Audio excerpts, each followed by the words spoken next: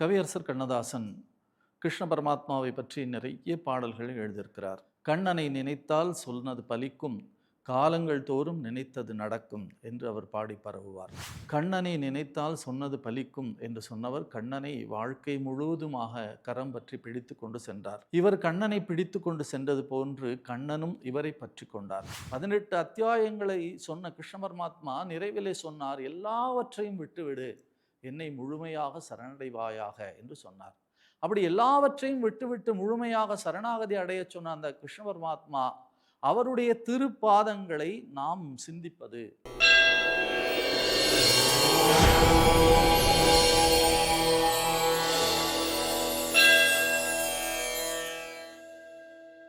ஸ்ரீ வித்யோபாசனாசக்தம் ஸ்ரீ வித்யாபீடபூஷணம் ஸ்ரீ வித்யாபிநவம் வந்தே Sri Krishnananda Sadhguru. தெய்வத்தமிழ் TV நேயர்கள் அனைவருக்கும் இனிய வணக்கம். அன்பிற்குரியவர்களே, கவியரசர் கண்ணதாசன் கிருஷ்ண பரமாத்மாவை பற்றி நிறைய பாடல்களை எழுதியிருக்கிறார். அவருடைய கண்ணதாசன் என்கின்ற பெயருக்கு அடிப்படையே அவர் கண்ணன் மேல் கொண்ட காதல்தான். கண்ணனை நினைத்தால் சொன்னது பலிக்கும், காலங்கள் தோறும் நினைத்தது நடக்கும் என்று அவர் பாடி பரவுவார். அப்படிப்பட்ட அவருடைய பல்லாயிரக்கணக்கான பாடல்களிலே அவர் எழுதிய கிருஷ்ணர் அந்தாதி என்று சொல்லக்கூடிய அபூர்வமான நூல் இருக்கிறது. அந்த நூலிலே 100 பாடல்கள் காப்போடு சேர்த்து 101 பாடல்கள் இருக்கிறது. அதிலே ஒவ்வொரு பாடலும் தேன் போன்று தித்திக்கக்கூடிய பாடல்கள். அந்த பாடல்களில் சிலவற்றை நாம் சிந்திக்க இருக்கின்றோம்.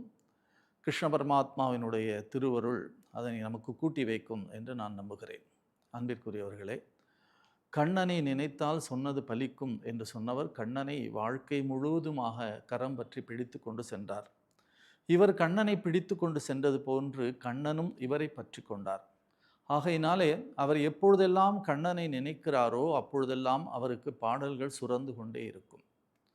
அவர் அழகாக பாடுகின்றார், கண்ணெல்லாம் அவன் முகம் காணலாம், அதிலும் ஓர் காதல் தோன்றும், பண்ணெல்லாம் அவன் புகழ் பாடலாம், மொழியிலோர் பசுமை தோன்றும், எண்ணலாம் அவன் பதம் எண்ணலாம், அதனில் ஒரு இனிமை தோன்றும், விண்ணெலாம் அவன் எனில் வீடலாம் அவன் வர விளக்கம் ஏனோ என்று கேட்கின்றார்.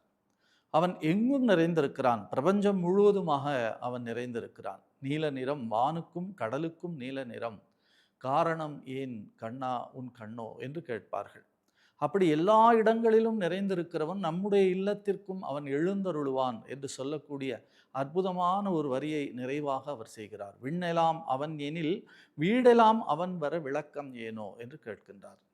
காரணம், கண்ணெல்லாம் அவன் முகம் காணலாம், அதிலும் ஓர் காதல் தோன்றும். அவனுடைய திருமுகத்தை பார்க்கிறோம், அவனுடைய கண்களை பார்க்கிறோம். மிக அழகாக திருப்பாணாழ்வார் பாடுவார், அந்த கண்கள் எப்படி இருக்கிறது. ராமானுஜர் அவரை அழைத்து கொண்டு வந்து காட்டி உறங்காவில்லிதாசருக்கு சொல்லுகிற பொழுது திருப்பாணாழ்வாருடைய அருமையான பாசுரம் சொல்லும். அந்த அழகான கண்கள், அற்புதமான கண்கள் அந்த உறங்காவில்லிதாசரை மயங்கச் செய்த கண்களாக இருந்தன.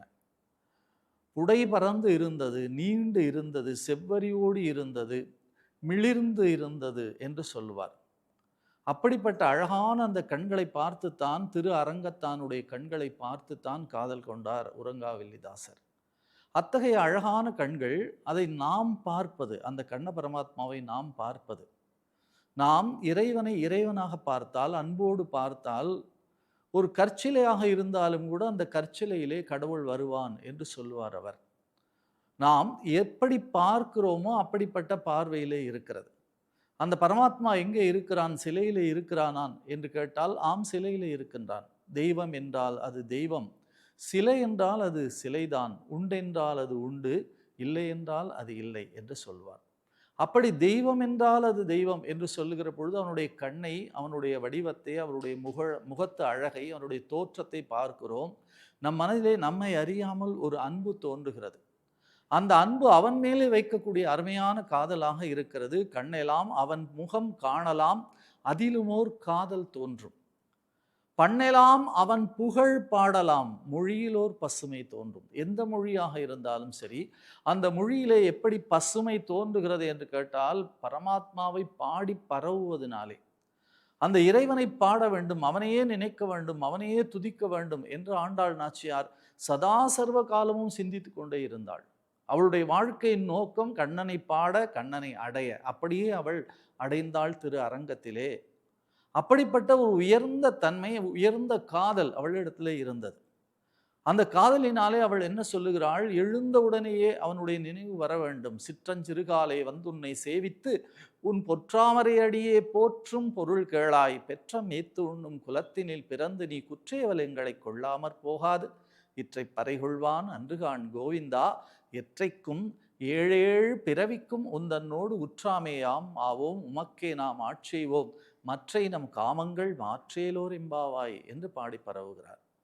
அப்படி விடிந்ததிலே இருந்து இரவு வரைக்கும் முழுமையாக அந்த கண்ணனுடைய நினைவிலும் கண்ணனுடைய காதலிலுமே அவள் இருந்ததினாலே அவளுடைய வாழ்க்கை முழுமையாக திருப்பாவை மட்டுமல்லாமல் அவள் எழுதிய அத்துணை பாசுரங்களும் அவள் கனவு கண்டது போலவே மத்தளம் கொட்ட வரிசங்கம் நின்று ஊத முத்துடை தாமம் நிறைதாழ்ந்த பந்தற்கீழ் மைத்துணன் நம்பி மதுசூதனன் வந்து என்னை கைத்தலம்பற்ற கனாக்கண்டேன் தோழினான் என்று சொன்னாள். அதே போலத்தான் பெரியாழ்வான் அழைத்து செல்லுகின்றார் திருவரங்கத்திற்கு. திரு அரங்கத்திலே எம்பெருமான் பள்ளி கொண்டிருக்கின்றான்.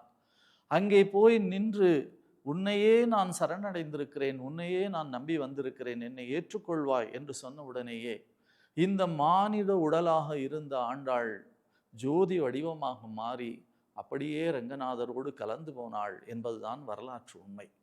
அதற்கான காரணம் கண்ணனையே காதலித்து கண்ணனையே பாடி கண்ணனையே சிந்தித்த அந்த மிகப்பெரிய தன்மை. அப்படி பாடியதனாலே தமிழ் மொழிக்கு என்ன கிடைத்தது? ஒரு பெரிய பசுமை கிடைத்தது. ஆண்டாள் பாடல்கள் என்று சொல்லக்கூடிய ஒரு பசுமை நமக்கு கிடைத்தது.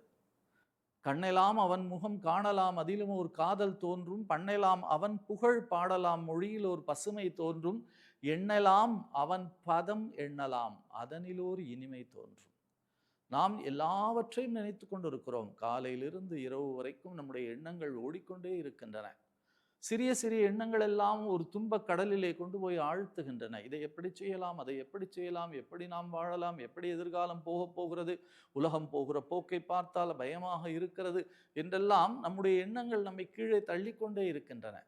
ஆனால் அவனுடைய திருவடியை சிந்தித்தால், அவனுடைய திருவடியை பற்றினால், அவருடைய திருவடியே சதாசர்வ காலமும் நினைப்பவர்களுக்கு ஒரு கவலையும் இல்லை. 18 அத்தியாயங்களை சொன்ன கிருஷ்ண பரமாத்மா நிறைவிலே சொன்னார், எல்லாவற்றையும் விட்டுவிடு, என்னை முழுமையாக சரணடைவாயாக என்று சொன்னார். அப்படி எல்லாவற்றையும் விட்டுவிட்டு முழுமையாக சரணாகதி அடைய சொன்ன அந்த கிருஷ்ண பரமாத்மா அவருடைய திருப்பாதங்களை நாம் சிந்திப்பது, அவருடைய திருப்பாதங்களிலே நாம் முழுமையாக சரணாகதி அடைவது, அவருடைய திருப்பாதங்களையே நாம் போற்றுவது என்று நாம் சிந்திக்கிற பொழுது எண்ணலாம் அவன் பதம் எண்ணலாம் அதனில் ஒரு இனிமை தோன்றும். ஆகையினாலே நமக்கு என்ன கிடைக்கிறது? இனிமை கிடைக்கிறது. ஒரு பக்தர் கடவுளத்தில் கேட்டார், உங்களுக்கு நிறைய அவதாரங்களும் நிறைய கரங்களும் இருக்கின்றன. 2 கரங்கள் இருக்கிறது, 4 கரங்கள் இருக்கிறது, 8 கரங்கள் இருக்கிறது, அஷ்டாதசபுஜ மகாலட்சுமி என்று சொன்னால் 18 கரங்கள் இருக்கின்றன. ஆனால் எந்த வடிவம் எடுத்தாலும் கால்கள் மட்டும் ஏன் 2 இருக்கிறது? எத்தனையோ கரங்கள் இருக்கிறது. கல்கத்தாவிலே 1000 கை காளி என்று ஒரு அம்பாள் இருக்கிறாள். 1000 கரங்கள் இருக்கிறது. ஆனால் பாதங்கள் மட்டும் எல்லா தெய்வத்திற்கும் ஏன் 2 மட்டும் இருக்கிறது என்று கேட்டால் அவர் சொன்னார், உனக்கு 2 கரங்கள் தான் இருக்கிறது. ஆகையினாலே உன்னுடைய 2 கரங்களினாலே என்னுடைய 2 பாதங்களை நீ பற்றி கொள்ள வேண்டும் என்பதனாலே நான் நிறைய பாதங்களை வைத்துக் கொள்ளவில்லை. நிறைய பாதங்களை வைத்திருந்தால் உனக்கு ஒரு குழப்பம் உண்டாகலாம். எந்த பாதத்தை பற்றி கொள்வது என்று உனக்கு ஒரு யோசனை தோன்றலாம். ஆனால் பாதங்கள் 2 மட்டும் இருந்தால் அந்த 2 பாதங்களையும் கெட்டியாக பிடித்து கொண்டால் அதிலே இனிமை பிறக்கிறது. நம்முடைய எல்லா கவலைகளையும் கொண்டு போய் அதிலே போட்டுவிட்டு நாம் சந்தோஷமாக பயணம் பண்ணலாம். பகவான் ராமகிருஷ்ணன் சொல்லுவார், ரயிலிலே ஏறியவன் அதற்கு மேலே கொண்டு சென்ற அந்த உணவு இருக்கிறதல்லவா, அந்த உணவையும் மீண்டும் தலைமேலே வைத்துக் கொள்வது எப்படி முட்டாள்தனமோ, அதுபோல நாம் இறைவன் என்கின்ற அற்புதமான விஷயத்தை பிடித்து கொண்டால் நாம் நிச்சயமாக அவனுடைய பாதங்களிலே நம்முடைய பாரங்களை இறக்கி வைத்து விடலாம். அத்தகைய ஒரு உயர்ந்த தன்மைதான் அவனுடைய பாதத்தை எண்ணுவது. கண்ணெலாம் அவன் முகம் காணலாம் அதிலும் ஓர் காதல் தோன்றும், பண்ணெலாம் அவன் புகழ் பாடலாம் மொழியில் ஓர் பசுமை தோன்றும், எண்ணலாம் அவன் பதம் எண்ணலாம் அதனில் ஓர் இனிமை தோன்றும், விண்ணெலாம் அவன் எனில் வீடலாம் அவன் வர விளக்கம் ஏனோ. நிச்சயமாக நம்முடைய இல்லத்திற்கும் கண்ணன் வருவான், மங்களங்களை அள்ளித் தருவான். நன்றி, வணக்கம்.